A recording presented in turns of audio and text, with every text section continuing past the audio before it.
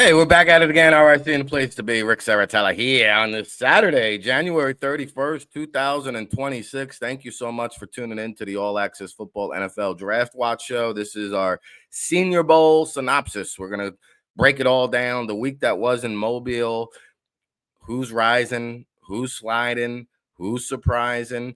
We're going to get everything in as much as we possibly can for about the next 30 minutes or so, because we have a special guest. Scott Phillips from the American Bowl. You see me rocking the hat, will join us. And the inaugural American Bowl, very successful event. We'll talk to Scott about the logistics, some of the players who stood out. In fact, I think about 24 players have been called up to the East-West Shrine and Senior Bowl since the American Bowl. So we'll talk about some of those under-the-radar players. We'll talk about some of the more prominent prospects that were out at the Senior Bowl, a little bit of dip in top-level talent. We'll get into that in just a moment, but I want to give a shout-out to everybody who joined us down at Veets for our SMWW Senior Bowl meet and greet. The Baldy Breakdown Film Room session with Dane Vandernat was outstanding, and we also have the Football Career Conference coming up in Indianapolis during the NFL Scouting Combine, so go to smww.com, check out the events tab there, and we'll see you in Indy. We hope to see you over at allaccessfootball.com. We've got exclusive boots on the ground coverage of the Senior Bowl, Shrine Bowl, American Bowl, Hula Bowl. We were on location across the nation covering the All-Star Game circuit. You can find all the practice reports, verified measurements, exclusive interviews. If you're watching on YouTube, we've got some great playlists with interviews from all of the All-Star games, getting one-on-one with some of the players and getting to know them and getting to know their stories. And that's one of the cool things about being out there on location and learning the draft journeys of these individual prospects. So, hey, we're here live each and every Saturday. I had some travel issues going on last Saturday, so I apologize. But we're back in the saddle for another edition. And each and every week, I'm joined by my co-host, a former college recruiter at UCLA. He's also been a scout in the NFL for the Cleveland Browns and the St. Louis Rams. Also worked in the XFL as well as the CFL for multiple teams in their front office. A former member of the CBS Today sports show, a mentor over at smww.com, a professor at Concordia University, and my co-host each and every Saturday, checking in from Chicago. He is Russ Lande, and he joins the program. What's happening, Russ? Not much, man. It's warming up here. We're going to be in the 20s today, so life is good. Yeah, we're heating up, man. We've been out with the power all week. We're battling the flu, but hey, the show must go on. So I apologize for my congestion and stuffiness, but we're going to get through this show. We got Scott Phillips joining us in about 25 minutes or so. And let's dive right into Mobile, Russ. And, I mentioned it earlier, a lot of opt-outs. So I think we've seen that across the All-Star Game circuit. Even the East-West Shrine Bowl on game day distributed the game day rosters. There was 54 players who opted out of the game. And when you got to Mobile, when they distributed the rosters, it was vastly different than the roster they had announced.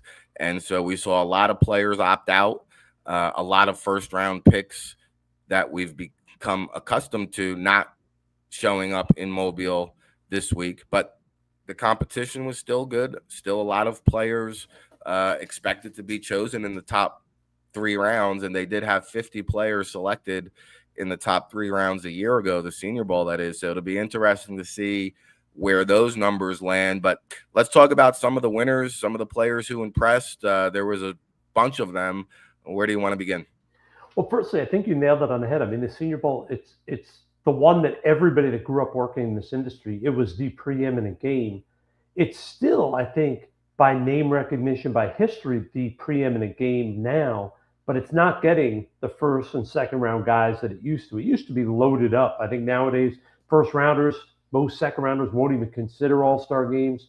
But they had a lot of talent. One of them, you were hyping this guy way back when as sort of the guy that wasn't getting enough credit in Indiana, the Kayvon Black kid, the running back. I mean, Yeah. Senior Bowl people or scouts at the Senior Bowl were telling me this kid really stood out. They said this kid athletically showed that he is an NFL back. And even though when you watch some of the Indiana games, they constantly talk about, oh, he's not that big a kid because he's only about 5'9" or 5'10". He is a rocked up kid. And if you look at the NFL, the majority of running backs are 5'9" to 5'11". So this kid's a perfect size. He's explosive as you're going to get. He's powerful running with the ball. I think this is a kid who helped himself a lot, put his name on the map. A few other kids that, from what I was told, really helped themselves down there. One of them, I'm going to screw up his name, offensive tackle Max Ionaker from Arizona State. I heard that this kid showed, yes, I am a tackle. Athletically, I can handle it. I can do what it takes to play at the NFL level. And then two smaller school kids that really showed out for themselves. Wide receiver Tyron Montgomery from John Carroll. Yeah. Right down the road there from the Browns facility. Supposedly he showed, hey, I may have been a dominant guy at a small school, but I stepped up and I can show you athletically, skill-wise, I have what it takes to play with the big boys. And the kid Cole Payton, the quarterback at North Dakota State, he showed that, like a lot of the recent quarterbacks, we're not going to talk about Carson Wentz in terms of the guy that goes in the top 2 or 3 of the whole draft, but Cole showed that, hey, like a bunch of recent North Dakota State guys, he's an NFL player. Now, whether he gets drafted in the 3rd round, 5th round, 7th round, whatever, he's going to get picked because I think he showed skill-wise and size-wise. He can make the throws. He has the skill set to play at the NFL level. Those are 4 guys that I was told by scouts really helped their stock, put themselves in a position to assure themselves of being drafted. Yeah, Cole Payton, a 1-year starter at North Dakota State, a left-handed thrower. It's hard for me to come around on those guys, but he did show mobility, extend plays, throw on the run, flashed a lot of good things there down in Mobile. So I think the signal callers, Luke Altmaier had a little bit of a buzz going for him down there. I'm not sure I'm the biggest fan of, in terms of his upside. I think he's more of a career backup. But I do think Garrett Nussmeier was the guy that was most intriguing. You heard him talk about the injuries, how much of an impact that's had on him. And I think after Mendoza and Simpson, I think Nussmeier is going to be the guy. Now, no quarterback or no player really was talked about more than Diago Pavier from Vanderbilt. And we had already known about his measurements, 5'9" and 7/8 inches, kind of aligned with what he measured in the spring. But now that the mainstream media has picked up on it, it became a big storyline. And, listen, Pavier flashed. Like, he can drive the ball. He can push it downfield. You see the players tend to really like his personality and gravitate towards his style. I know it's not for everybody. He's a little bit obnoxious, but the players seem to gravitate towards that. And Clark Lee spoke very highly of him. So any shot you think Diago Pavier gets drafted? Well, I think he's going to get drafted. I think late someone's going to take a roll on him. The reality is the history is really bad. We've talked about this a lot. You have Russell Wilson under 6 feet that became a very good NFL player. And the discussion ends there, because is Kyler Murray a good NFL quarterback? It hasn't been proven yet. I mean, he's struggled with consistency throughout his whole career. Is he a throwaway? No, I'm not saying that. But he has not proven he's a good quality starter year in and year out. Bryce Young, same thing. There are games he looks really good, and there are games you think he's not even there. And when I watch Diego, I actually see a lot of Bryce Young in that he's sneaky athletic. He's got a better arm than you think. He can make the throws. But what scares me is Bryce Young was highly productive in college, did a lot of good things, and he has really struggled to become a high-end guy as a pocket passer. And I look at Diego and say, okay, where is he going to be? Is he going to be able to overcome that? Because we can talk about all we want, that Russell Wilson was a superstar and all that, but he's sort of the outlier. It's really difficult to survive when you can't see what's going on. So I think Diego's going to get drafted. Do I think he's going to stick and be a guy long-term as a starter? No. I think he's probably going to be more of a backup who can come in and fill in and do a really good job getting you out of a game. But I don't think he's the guy who's going to carry an offense. You mentioned the Altmaier kid from Illinois. I spoke to scouts down there, and it was interesting. They sort of said there was good in that he did everything you expected of him from the film at Illinois. But they said the bad is what he showed you at Illinois and what he showed you there is that he's probably not good enough. Is he showed everything he did at Illinois, he can keep doing it, but he's still a fringe guy at best, probably an undrafted guy. It's a very interesting quarterback class. Um, I've had a number of scouts tell me that while Mendoza is obviously going to be the first guy, that if the kid who ended up going to Texas Tech at transfer from Cincinnati, if he had stayed in the draft, he might have gone ahead of Mendoza. Wow, So Scoresby, yeah. yeah, that's what I've heard from a few different scouts. A few guys, the Nussmeier scouts told me they came away sort of blah. He didn't wow them, but he wasn't great. He was just sort of what they expected, which is Yeah. not a big kid. He has a good enough arm, but he doesn't have a premier arm. So where does he fit? Is he a guy that really can press to be a starter, or is he a guy that's more set to be a backup? And teams like to look and they try to say, okay, who's another veteran guy coming out of college? Is he like a Bo Nix? But a lot of scouts say, hey, he's not as athletic as Bo, and he doesn't have the live arm that Bo does. So where does he fit? NFL scouts came away just questioning that. Not that he did badly in terms of being accurate, making good decisions, representing himself in interviews. It's just they have a hard time figuring out, does he have enough traits to be a starter, or is he more of that, like I always talk about, to me, there's a little Taylor Heineke in this kid. Is he that type of backup? And the one other kid I'll mention that I was told by a scout that he was really disappointed in was a tackle named Cage Casey out of Boise State. He said there's no doubt when you watch him, you get excited about what he could be. But he said it's not there all the time, and you just wonder. And when I say not there all the time, at the Senior Bowl, not his Boise film, just at the Senior Bowl, and they just wonder, is he going to be good enough to really protect the edge at the NFL level? Is the question that teams have: is he good enough there, or is he a guy that's always going to struggle with pass protection at the next level? So that's what I had heard from scouts, was really about him, about those guys that stood out, and those two quarterbacks that sort of didn't help or hurt themselves a lot. It's just they didn't really knock the ball out to really get teams excited. Yeah, a little bit of an up and down week for Cage Casey. Didn't really show, I think, what he wanted to this week. And, back to Nussmeier, like, I agree. Like, you were waiting all week for like a wow moment or for him to do something electric, and it just never came.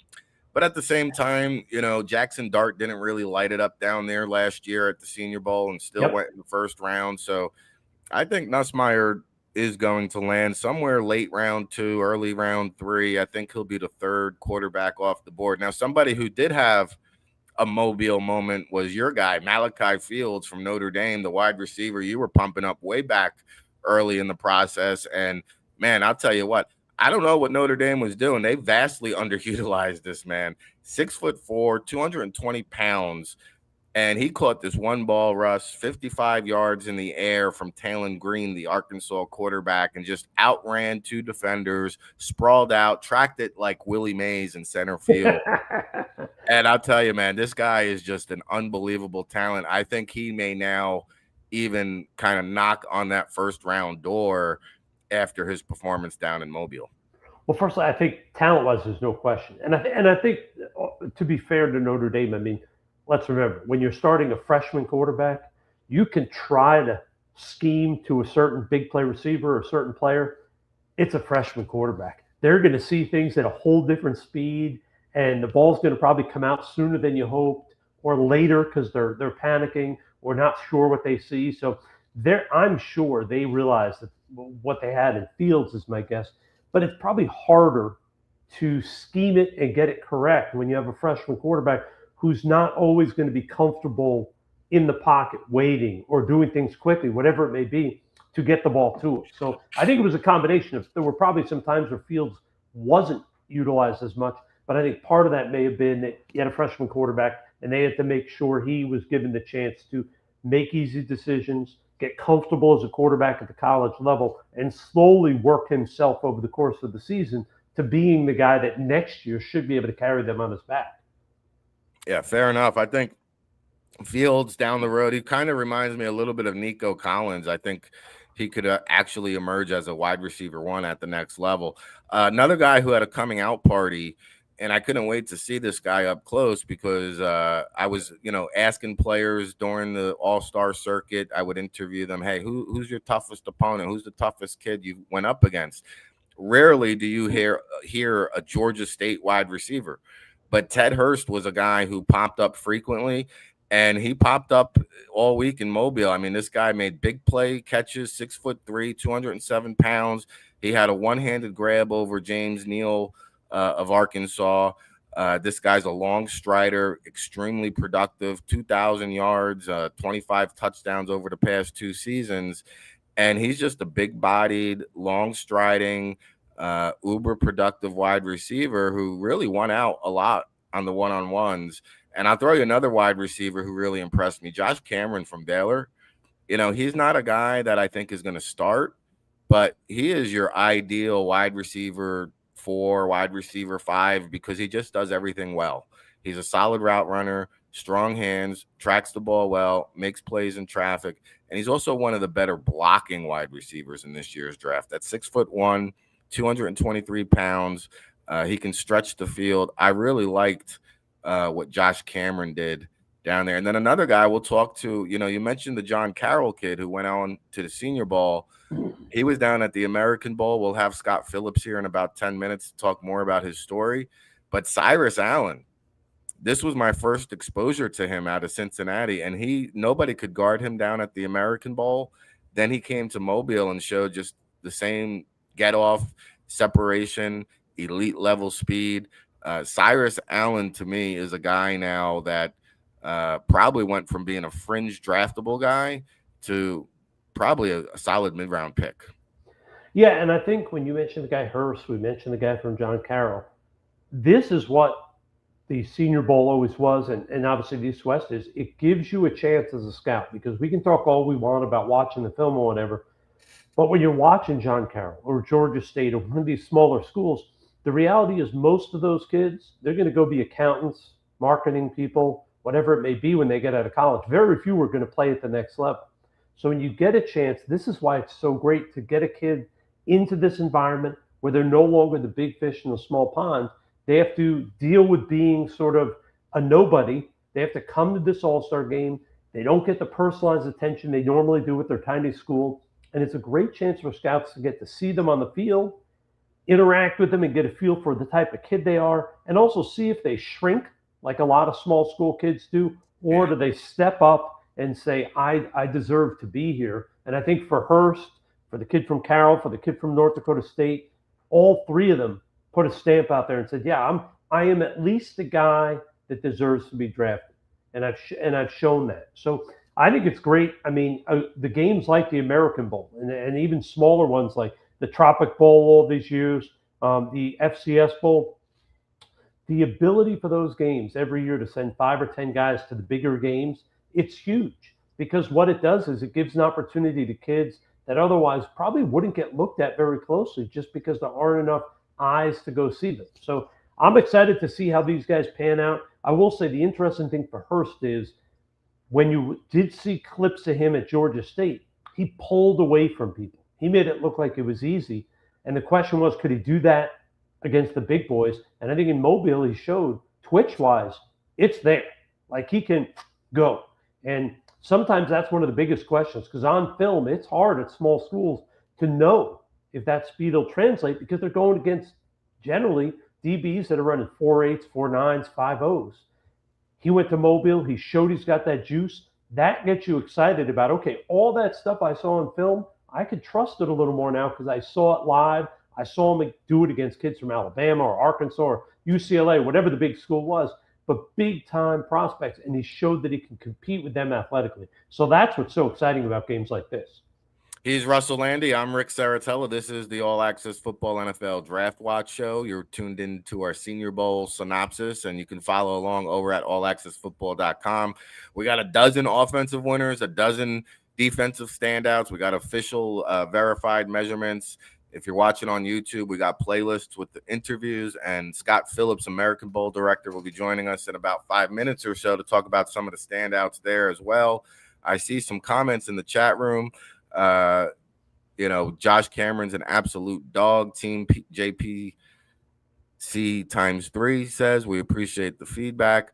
Notre Dame ruined Greathouse this year too. Jaron Greathouse. I was really high on Greathouse coming into the season. He hasn't been able to stay too healthy. And then our good friend Douglas Dorner, fairly large number opted out of Senior Bowl after initially appearing. Bowl organizers were left scrambling. Senior is impeccably organized, and nothing against players, but do you see refinements in the future? Well, I wrote about that on Inside the League, Doug, and it was disappointing, to see so many different changes from the Senior Bowl. It was really a good event, and I'm not sure the changes were beneficial, but check out our Senior Bowl report for that, because I do want to sneak in some more draft risers. And to me now, Russ, I am moving and shaking my top overall prospects. Lee Hunter from Texas Tech is a top 20 talent now. He has some shades of Aaron Donald to his game. And this guy, he threw Carver Willis of Washington to the ground like a rag doll.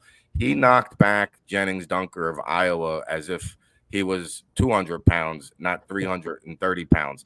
I mean, this guy's power, his get off, his motor, big game Hunter, to me, I have him in the top 20. I'm not so sure he might be a top 10 talent from what I saw down in Mobile. Well, I mean, and that's part of what you get, right? You get the chance to see, especially, we know the one-on-ones, especially for the O-line, D-line, they attract the crowd down there. Everybody circles around and wants to see him. And I mean, a guy like that, if you can dominate the one-on-ones in Mobile, you can really put a stamp out there and show teams. Now, you have to be careful, and we've talked about this before, Rick. You can go back over the last 20 years. There's a large number of guys that either crushed it in Mobile, moved up draft boards, and didn't become good players at the next level, or guys that really struggled in Mobile and got to the NFL and outperformed. So, yeah, he went out, I think, and no doubt showed talent-wise, he's an NFL guy. Now the question is, if he goes in the first round, which I think you're right, I think he's probably going to, is he the player we saw in Mobile that was dominant all the time? Or is he the guy that maybe didn't dominate at that level all the time in college games that was a little inconsistent? Because there have been a lot of them. We've seen them all. Whether it was Chris Williams, the Vanderbilt offensive lineman who everybody questioned how much passion he had for the game, went there at 3 great practices and went 4th overall and was a complete disaster. Or Richard Sherman, who went down there, had a struggle of a week, went in the 6th round, and we all know Richard Sherman turned out to be an All-Pro. So the All-Star games have incredible value, but you always have to be cautious about what you're seeing, what you're doing in terms of pushing up and pushing down guys, because it is 3 days of practice, and certain guys push and get their aggressiveness and their intensity level up for those 3 days. Other guys, they just don't view it as vital, but they still end up being good pros. So you always, to me, the All-Star games are great, but you have to temper what you see in practice with what you've seen on film, their interviews, the medicals, and nowadays the testing and the analytics numbers. Just be cautious what you see 3 days in practice. No, it's a good point. I remember Noah Spence, I think, went down there one year and tore it up. I said, oh, man, this guy's a star. And he didn't really pan out at the next level. So you do have to proceed with caution. One guy who does not proceed with caution is Derek Moore of Michigan. And he just demolished Markel Bell. I thought it was the rep of the week, and he's a locomotive coming off the edge. We kind of forgot about him, but he did have 10 sacks this past year with Michigan. The one day at the end of practice, Derek Moore and Jude Bowery from Boston College, the offensive lineman, pretty much won every single rep. So they called Bowery and Moore out to midfield for the last rep of the day. And Moore just won it handedly. I thought he did a lot to really help his draft stock. And then TJ Parker from Clemson. Remember me, everybody? I mean, he really flashed. Everybody else that they were talking about all season and sort of forgot about him. Yeah, he really flashed and reminded, I think, NFL scouts about the upside. And potential and what he can bring to the next level. And I got to say, Romello Height, these Texas Tech defensive linemen. Now, David Bailey was one of the opt-outs, but this Height, he came in, he weighed in at 234. I think there were some concerns about how much he was going to weigh. 32 and 6/8 arms. I'm not going to make a huge deal out of it.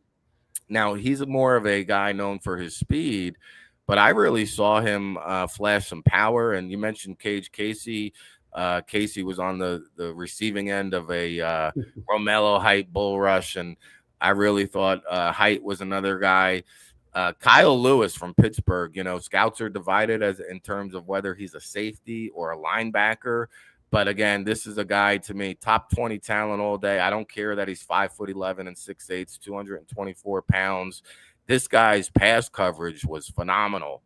And he was probably the best coverage linebacker throughout the week down in Mobile. He was covering running backs, covering tight ends. And there's not very many weaknesses in Kyle Lewis's game. A couple other guys I want to touch base on, because Jacob Rodriguez, those Red Raiders again, every time you turn around, this guy's creating a turnover. And he had 15 or 13 forced fumbles during his career.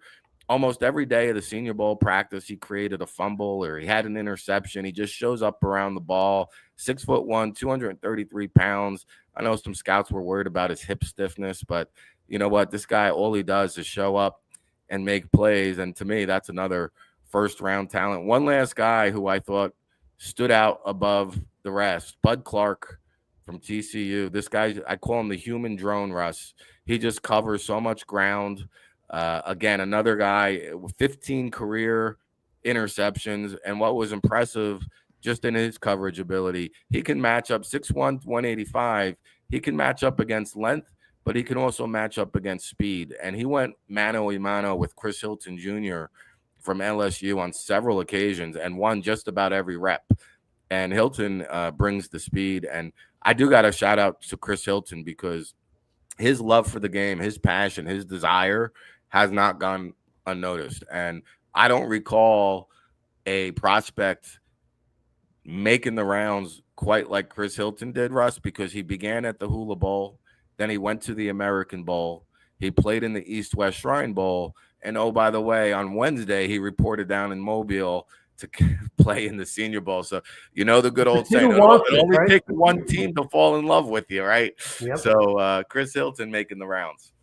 No, and I think he's doing what you want to see. I mean, it's obviously uncommon, but you want that kid who says, hey, whatever it takes, I'm going to keep going and keep trying, because I want NFL teams to be impressed with me, both in terms of my effort, in terms of my skill level, and in terms of my character. And I think constantly being willing to say, hey, yeah, if you're going to give me an opportunity, I'm going to go prove myself.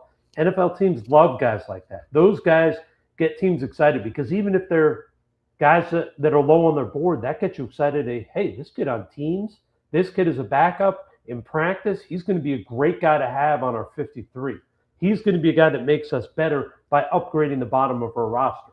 So I think you get excited about players like that. And that's part of what these all-star games give kids the opportunity to do, is really show teams their passion and desire to be professionals. You don't have to be a great player. You don't have to be a starter to make money and have a career in the NFL. You can have a long career if you're a really, really good backup. And I think that's what the all-star games really sort of set up for these guys, is they give them an opportunity to prove to teams what type of a young man they are and what they're willing to do to be successful. Because we've talked a lot, Rick, about how it's not just about beefing up your starting lineup, that the best teams win because they have the best 53. So that when guys get hurt, they can replace guys with good players, so that they can make changes during the season when guys are underperforming, and so that you can win the special teams battle. Because if you don't win the special teams battle, you are probably not, as the Rams can attest to in their game against Seattle, if you don't win special teams, you're probably not going to be winning games. And I'm not trying to kill the kid, but like the punt returner, Xavier Smith for the Rams, I think he's going to have a long career in the NFL, and he'll probably be a far better player because of that mistake. But errors on special teams hurt you too. So NFL teams want to know that you're going to be the type of kid who gets out there, who's going to do everything necessary to be successful, because it means that their team is probably going to get better on the back end. And being better on the back end means you're a better team. He's Russ Lande. I'm Ric Serritella. We're here live each and every Saturday. This is the All Access Football NFL Draft Watch Show. We've been breaking it down, chopping it up, telling you the risers and surprisers from Mobile. And again, you can go over to allaccessfootball.com. We've got verified measurements. We've got practice reports. We've got interviews for all the All-Star games, the Shrine Bowl, the Hula Bowl, American Bowl, Senior Bowl. We even got the Dream Bowl, the FCS Showcase, College Gridiron Showcase. We're on location across the nation here at All Access Football, celebrating 24 years of independent analysis. All right, we're going to take a quick break, very quick break. When we come back, we're going to talk to the American Bowl executive director, Scott Phillips, and he just notified me. Yeah, thank you for the notification. My video's off. We got the heat being restored. We were out without the heat all week here at the Jersey Shore, so he's back in the saddle, and we'll be back in the saddle in just a quick little commercial break. So don't go anywhere.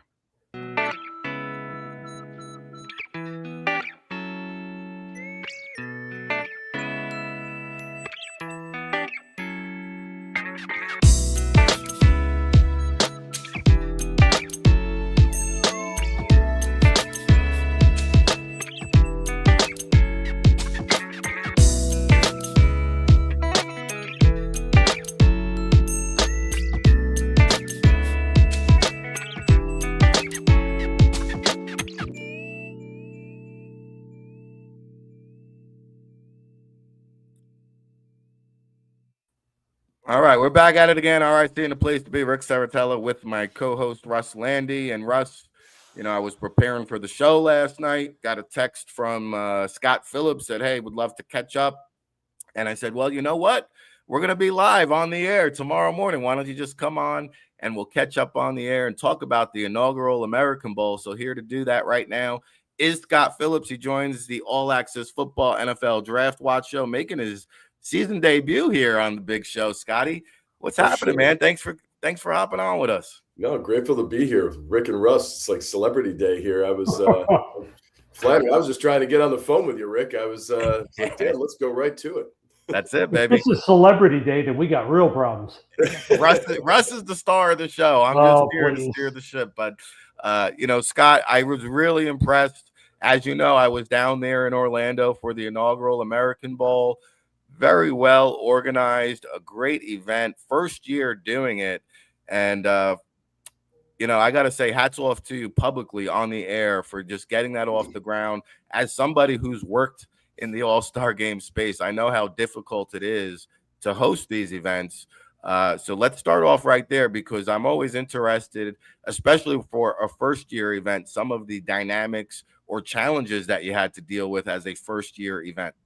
Yeah, I mean, first, I appreciate you coming. I see you rocking the American Bowl hat, too. Those were a real hit. Yeah. Love that. Our company, Closing the Gap, gave us some cool hats. Everybody seemed to love this year. Look, it was year one for the American Bowl. It's the fifth All-Star game I've worked. Last year, I was the director of the Hula Bowl. I think that's well known. We basically said to ourselves, the staff that came, you know, whether it's Coach Billiken Smith or Christian Covio, Natalie Schiffolini, who were kind of our directors for us, like we just said, like, hey, if we were to make everything go smoothly, if we were to take all the things that we've learned over the years and put them into one game, what would that look like? And put the economics aside, because that's probably the biggest challenge, is always going to be money. But if we said, what would it take to make this a game that no one would want to tap out of? What would that look like? And that was sort of our mission throughout the whole process, was like, I know it sounds silly, but like our goal was to make it so good that the players and their agents did not want to leave the week. They were like, from the minute they got there to the minute they left, they felt like it was first class the whole way. And so, you know, when that's your mission with that in mind, you get a great hotel partner like the Caribe Royale, who, you know, I mean, you've been there now a couple of times, like the convention center, the layout, the suites, like everything there is pretty high level for an all-star game at a minimum. Yeah. I mean, I know it might not be the Four Seasons, but it is like, it's a really nice facility for that. Obviously, you get a first-class practice facility like the University of Central Florida.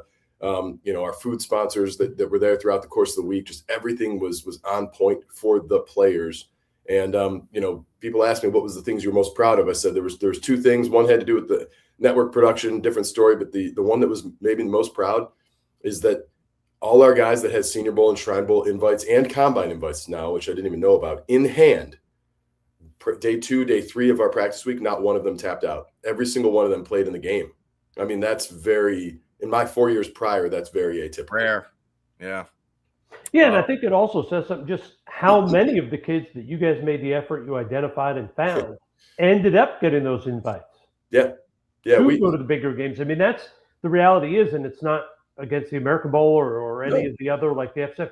Part of their job is to help identify guys that maybe got overlooked by the NFL teams going through in the fall, recommending players. And if you guys, a lot of time, if a small all-star game finds one guy that gets moved up, you've done an awesome job. Yeah. Nonetheless, 8, 10, 20 guys getting opportunities to go to bigger games. It tells you and your staff not only were organized, but man, it tells me that you guys were talking to people, watching film, and really finding guys that are good football players. I'll tell you, Russ, I appreciate you taking notice of that. And our scouting staff was led by a couple people who had a lot of experience. John Peterson, I think everyone knows from the Scouting Academy, and his experience. Brian Adams was a great Brian, yeah, we were in the XFL together. There you go, BA, yeah. Brian, 35 years in the NFL. So we had guys, Adam Fran, who was 4 years with the Texans, like Chris Gonzalez. They were grinding early in the year, calling DPPs, looking at tape and saying, hey, I think this is a guy you need to watch. And look, every once in a while you get one that everyone knows. And so, the amount of text messages I've had in the past 36 hours about the kid from John Carroll University, 18 minutes from my house, Tyron Montgomery, I said, Ty, and I've talked to this kid and his father, for that matter, like 3 times a day for the past week. So he goes to John Carroll University. I'm from Cleveland, Ohio. That's where I'm at right now. I'm probably 12 minutes from John Carroll right now, where I'm standing talking to you. And, I used to, in my season last year, I used to walk the track around their football field with the athletic director. He and I are friends. And, he kept saying, he goes, listen, once you're done with the SEC, you got to take my guy Ty. There's no film, Russ. There's no film, Rick. Like, you can't, it's not like I can go on and find, like, I can see the highlights, I guess, here and there, but it's not like I can go on, my huddle IQ and identify Ty Montgomery plays and go, wow, this kid's really good. And even if I could, he's in Division III. I mean, they're winning games 60-0. He had 120 catches. I mean, but I still remember, and if any of you guys have done the scouting classes or scouting academy, been around, the lessons I was always told is, if you're going to take a chance on a D3 guy, he's got to dominate everything out there. It's a leave no doubt kind of situation. So we took a chance. He was probably the 12th or 13th receiver we took. And yeah, I mean, like, I think if he would have gotten identified earlier, he'd probably be getting a combine invite right now. I mean, that's how crazy, how fast that happened. And to your point, Russ, like, we're just, we don't think we're geniuses for finding that out. I mean, if I lived in any city but Cleveland, I don't even know if he'd have gotten it. I mean, being honest with you, like, we haven't taken a D3 guy in years. I mean, but, if it worked out, and, the Senior Bowl, I talked to Drew more than he probably wants to right now, because I'm helping him fill roster spots. But he asked me for a receiver, before the week was over. And I said, hey, Cyrus Allen's number 1 at our game. He's great. Probably the best receiver we have on the roster. Just hip fluidity, catches everything. He's a blazer. He's a special teams guy. I mean, he's everything you want. I said, there's a few guys that are also, like, right there, just a little bit behind him. I said, but man, wouldn't it be a crazy story if you took the D3 kid and he actually looked good? And then, and he has. Sure enough, you tell me, you've been in Mobile. What do you think, Rick? No, he's been the talk of the town. It's been unbelievable to follow his journey. It's so fascinating, and that's what the American Bowl is supposed to be all about, really. And I gotta again, like, as the invites were coming out, I was like, man, that's a good player. Man, that's a guy I would have nabbed. And the guy, like, as funny as it sounds, Scott, like, to me, I may have came away more impressed with this Curtis Allen out of Virginia. Oh, yeah. I mean, this guy had so much hype as the D2 Derrick Henry, a bunch of video game production. And then you say, well, I want to see him against the top caliber competition. And he looks like Derrick Henry. Like, to me, I am honestly under the belief that this is probably a top 5 running back in this year's draft. I mean, I'll say this. He's the first guy off the bus kind of character. Like, he walks off the bus first and you're like, oh shit, we're in for a long day. Like, I mean, the guy looks like the kind of guy that's going to want to beat you for about all 4 quarters and maybe overtime. Like, that's his attitude too. I got to meet Curtis's entire family. They were all at the American Bowl. They all came down to Lakeland, for game day and community day. And, his aunts, his grandma, I mean, it was everybody. And you can kind of just see the huge community of support that he has. Winning the Harlan Hill, being a small school guy and seeing him get a chance to chase his dream. I never predict where guys get drafted. That's smarter guys than me. Rick, you make those kinds of decisions. But I think that he is a guy that will end up on a 90. That's always our goal. Get him to a 90, the preseason roster, and then let him earn it from there. And that, when the doors were shut and I kicked all you guys out, Rick, you probably snuck in anyway at the American Bowl knowing you. But I gave that, speech to the guys when all the sponsors and stuff were out. I said, listen, like, you're in the American Bowl, boys. You're not at the combine right now. Every one of you is going to have to earn your right to play in the NFL. Like, nothing is going to be guaranteed for you by playing in this game. I promise you. So everything you do with all your might. And if you watched Curtis Allen run in that game, I mean, shit, he wasn't cutting any corners. I mean, he was like, I'm going, like, this is the last game I'm ever going to play. I mean, we were hearing pads crack, thinking maybe he got hit. It was him running people over. I mean, he was ready to roll that game. He was not going down. So I'm glad you noticed him. He's a good egg. Yeah, I remember Rick mentioning him when the rosters were being announced. He was like, I haven't seen him live, but he goes, this is the guy I want to see live that I'm so excited about because of the clips he had seen. I remember him talking about, is this going to be the kid that on film just looks like a man amongst boys? And is he going to either go there and be a guy, or is he going to go there and be the same thing, just with bigger name guys around him? And he was the same guy, just a lot of bigger name cats around him. Yep, absolutely. And he fit right in. Didn't look out of place for 1 second. And I got to tell you, the fact he's got that support, they're all coming down here. That's the thing those small school guys needs when they get to the next level, because it's on. And not trying to knock the kid, even if he gets drafted, he ain't going to the first 3 rounds, unlikely. So if he's a late round pick, he is going to have emotional ups and downs, and having that support is going to be probably what helps him to navigate that and be able to survive and show his talent, not be that guy who washes out because he can't keep it together because he doesn't have somebody to pick up the phone or go to dinner with when he's going through the ups and downs. Yeah, and when we talk to, obviously we all have a friend, Neil Stratton. I talked to him quite a bit and about agency. And a good thing with Curtis, he's got a great agent too, a guy who's experienced and will look out for him, guide him, and be in the trenches with him. So that's always a good. Who's the agent? Jeff. I was blanking on his last name. He represents like 10 guys in my game, and I'm always forgetting his last name. All good. Hey, so we're talking to Scott Phillips, American Bowl director, along with Russ Lande, Ric Serritella.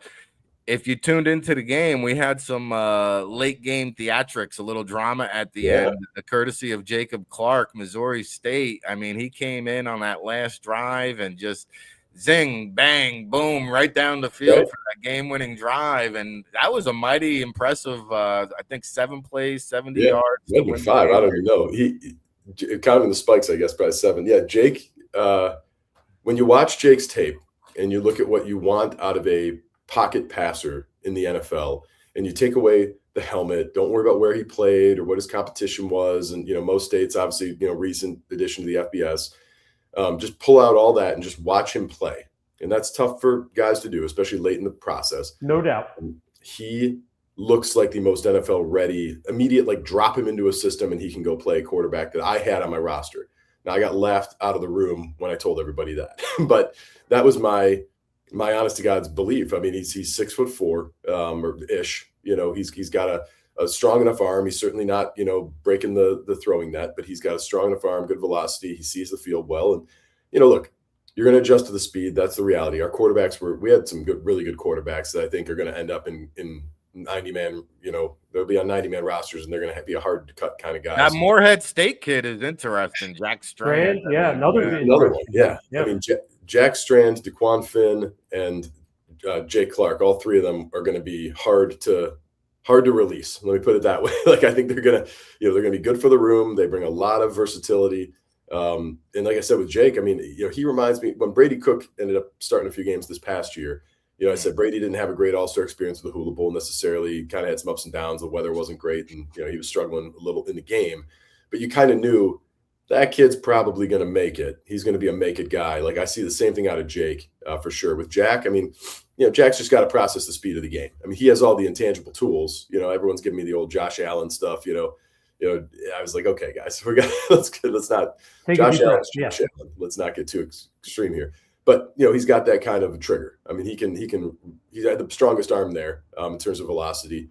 Certainly a huge size, and just it's going to take him a year to get used to throwing to guys that can get to 16 back to 12 before he's even on his hitch step in his drop. I mean, I think that was a big adjustment for him. He was dropping back and he's like, holy crap, these guys are already there. Yeah, I gotta get this ball out. It's like, yeah, we're not in D2 anymore, man. Like, these guys are running 4.4s. He should be smart enough to make the transition, because I thought I saw he's a economics or engineering degree. Yeah, he's like through the roof with intelligence. He's going to be A-okay, trust me. So someone's just got to get him on a 90-man and let him prove it. That's the goal. Well, you had a lot of guys called up, as we alluded to. 2-3 dozen guys have gone on to the East-West Shrine and Senior Bowl. I saw Star Thomas, the Tennessee running back, just got called up to the Senior Bowl. Very hard runner. Anthony Smith, a high school track standout who caught my attention at ECU, is making the rounds. Alan Heron from Maryland gets called up to the Senior Bowl. Tyree West from Tennessee impressed me all week long. Shad Banks from UTSA, I felt like your game kind of put him on the radar. Any guys that you want to elaborate on or discuss or highlight before we go? I'll give you a couple. So Anthony Smith had his invite to Shrine Bowl before he even landed in Orlando for my game. And if that tells you anything about this guy's character, he said, well, you guys were on me first, so I'm going to give it my all in this game. That is a very rare position to take. He didn't take a rep off. He played as much as anybody the whole week. And I think he really, he cemented himself as a guy that's going to play in the league. He's fast, he's strong, he goes up for the ball, and his character is crazy high. I don't think you're going to have any problem seeing him, on Sundays. A little lesser known wide receiver, no one's brought up, but I think he's one of the most gifted athletes that we had at the game. Donovan McCulley from Michigan. Again, freshman quarterback, an 18-year-old kid who was throwing the ball 19 times a game and loved his tight end. McCulley kind of got hidden under the radar, sort of like Chris Hilton, just kind of got lost in the shuffle of some transitions at the leadership level for his team. And he made plays all week down there in Orlando. He was hard to cover. Yeah. I mean, Chris Hilton and Donovan McCulley, when Drew, asked me, I was like, those are two you're going to want. I know you're going to think I'm crazy because I know the production wasn't there, but I promise you, when you look at them, you're going to go, that's an NFL receiver. And McCulley's another one, just great. I'm an Ohio State guy, right? No bias whatsoever.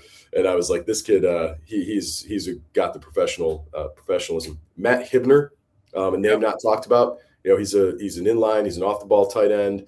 He'll move you from point A to point B. Could be one of the highest character guys in the draft, coupled with great versatility and skills. Again, tight ends, right? Can you be on special teams? Can you block? Can you be that guy that comes in 13P right away as a rookie? I think Hibner is going to be that guy. I have no doubt that I think if I had to guess, that's a draft pick. I mean, he's a guy that's going to for sure play on Sundays. Senior Bowl call up as well.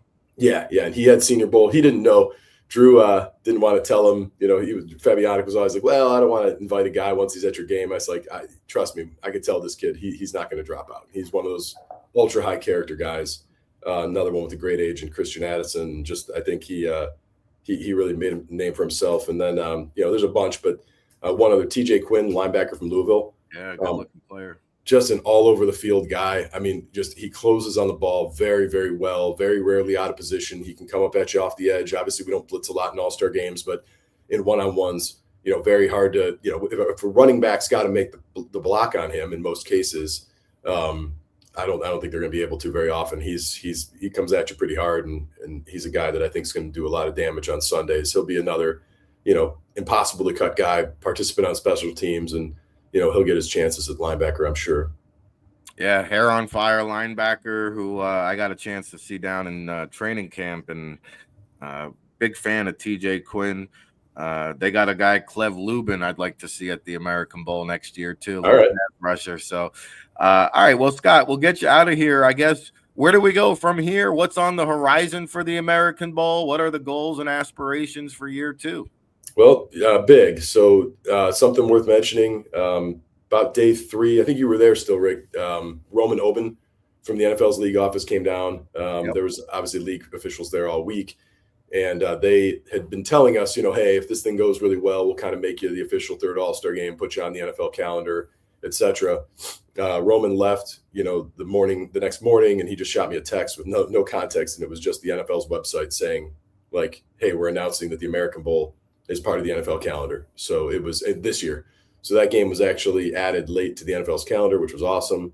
Amazing. We did this year without the NFL's support. I shouldn't say without their support. We did it without their official support. They obviously gave us kind of guardrails and like, hey, do this, and you'll earn it. So I was really proud that we earned it. So I think we'll have a lot more, opportunity to kind of go through next year, being an NFL game. And then, beyond that, we'll kind of see what, I anticipate we'll still be in Florida again. We have to mess around with this crazy calendar next year with the portal window and the late national championship. And, next year's All-Star circuit's it's going to be a weird one, transition year. Well, do me a favor. Let's just keep it right there in Florida. Can we, Scott, after the weather we endured? Texas ain't safe anymore. I know. Well, it's funny. Like, I'm getting schools bidding on it now. Like FIU called and they said, well, we would host you guys next year. So we've got schools in Florida that want to take the game. Obviously, we've had an amazing experience at UCF. SEU was a great game host this year. So, we're a little ahead of ourselves to say we know all the details, but it'll be in January. It'll be in Florida, 99% certain of that. And, we'll be looking forward to having you back there. It's always appreciated to have you on the sidelines. So, yeah, absolutely. I'm looking forward to it. And we appreciate you having us for the inaugural American Bowl. And I see our good friend Connie Carberg said, great job, Scott Phillips, on a huge inaugural endeavor. And we know how difficult it is to execute and pull these things off, Scott. I've been in the foxhole, and kudos to you again. I tip my hat to you, and let's definitely get you back on the show throughout the season, throughout the year. We'll check in with you periodically, and I'm sure we'll catch up off the air as well. I appreciate it. Thanks, Rick. Thanks, Russ. Thanks for having me. Have a good Absolutely. one. There he goes, Scott Phillips, American Bowl, very successful first year, and a feather in the cap, Russ, to be on NFL Network, to have Park Avenue, fly down, be on location, and show that kind of support for a first-year game. Very, very impressive. Oh, there's no doubt. I mean, the NFL is almost always hesitant to even mention all-star games if they're not the senior of the East-West Shrine. Heck, we did the NFL PA Bowl. They wouldn't put us on the calendar. Exactly, yeah. I know they had a little bias there against the logo, but God, we couldn't even get on the NFL calendar. Yeah, so it tells you that Scott did things the right way. He followed their lead in terms of these are the rules we have, and he probably stuck to every single one of them, which is really big for the NFL. They want you to follow certain rules and guidelines. So it's a testament to Scott and his staff and what they did. So it's great. So next year, the American Bowl's on there. It's going to be there. Unlike a lot of these games that are here one year and gone the next. He'll be back next year. Yeah. And with guys like John Peterson and Brian Adams, they'll have a good roster there. Yeah, no, just an incredible staff. And, man, they did a phenomenal job. I can't say it enough. Again, Jacob Clark, Start Thomas, Curtis Allen, Anthony Smith, Cyrus Allen, Tyron Montgomery, Alan Heron, Tyree West, Kadori Sidner, who I haven't mentioned, from Vanderbilt, really caught my attention. And I'm a big fan of his. And Shad Banks, UTSA, just a few guys that we highlighted with Scott Phillips here. Of course, we also reviewed the Senior Bowl, winners, risers, surprisers. And now that the All-Star circuit is going to come to an end, Russ, in fact, we're about 4.5 hours away from the Senior Bowl kickoff. And then I guess we'll turn the page and start getting our attention towards the NFL Scouting Combine. I know invites have began to trickle out, usually about 325 to 350 players or so are invited up to Indianapolis. But, man, another year down on the All-Star circuit, a lot of changes, a lot of different dynamics along the All-Star trails. But do you think, last question for you, Russ, do you think it's still sustainable to see all of these events maintain for next year? I think it's hard to do some of I mean, now that we know the American is definitely going to get the support and the check mark from the NFL, I think some of those other games are going to really have to work hard to find a way to be there because, especially with so many opt outs, there aren't as many players now to fill those rosters. So, what do you do in terms of quality players? Obviously, you can always find players, but they have to be good enough to attract NFL scouts. So, when you take those three and you put in the CGS, which I don't think is ever going to go anywhere, you're going to have those 4 games. Are any others going to survive? I don't know. I really wonder if it's going to be those 4. And the CGS, I think they survived partly because of what they've done to build it up over the year, and partly because they made the wise decision to always get Canadian kids there. So that drags CFL teams there. So that helps them to sort of lock in as the third or fourth game. But beyond those 4 games, I don't know if there's really room anymore because so many guys are opting out. How many players are there? You don't want to bring awful players to a game like this, have them pay to be there, have them with the travel and everything, and have 2 scouts show up to watch 160 players. Yeah, it's been interesting, especially now that the Senior Bowl and Shrine Bowl have kind of maxed out at 140 players now. That's 280 right there. Yeah, exactly. And that's 280 with probably the top 70 not even part of it. Right. So then you're down at 350 already. Yeah. How many more do you need All-Star games for? You have American, you have CGS. Now you're into the 500s. I mean, I think at that point we might be good. All right. He's Russ Lande. I'm Ric Serritella. I see our occasional host, Big Law, in the chat room. Appreciate him tuning in on this Saturday affair. The last day of January. Again, the Senior Bowl will be kicking off down there in Mobile at 2:30 p.m. Eastern time over on the NFL Network. Russ will come back, I guess, next week. We'll maybe kick off our positional preview series. We'll start breaking down top prospects by positions and counting you down. I mean, we're about 2.5 months away to the 2026 draft, man. So Pittsburgh is here. Who would have thought? Pittsburgh. Who would have thought? Who would have thought Pittsburgh would ever be a place you count down to go to? Unbelievable. I hope I don't kill Rick with my jokes. See, I almost got through the whole show. We've been battling the flu here this week. We got the heat coming on today, hopefully in progress, and we'll be back at it again next Saturday. So, Russ, always appreciate the time. You stay warm out there in Chicago. Buckle up, hunker down for the Senior Bowl. We'll see you next week. That sounds good, my man. We'll get some heat and feel better, brother. Yeah, I appreciate it. There he is, and there he goes. Russ Lande joins me on the show each and every Saturday on the All Access Football NFL Draft Watch show. And that was another hour of power in the books. I appreciate you guys putting up with my congestion and tin can voice here on today's episode. But little housekeeping notes. Again, we are celebrating our 24th year of independent scouting analysis over at allaccessfootball.com. We've been putting out the NFL Draft Bible since 2002. It's what we do. All right. Go over to allaccessfootball.com. If you subscribe, the Draft Bible is part of the package. Over 500 scouting reports. We'll have interviews. We'll have background reports. We'll have intel.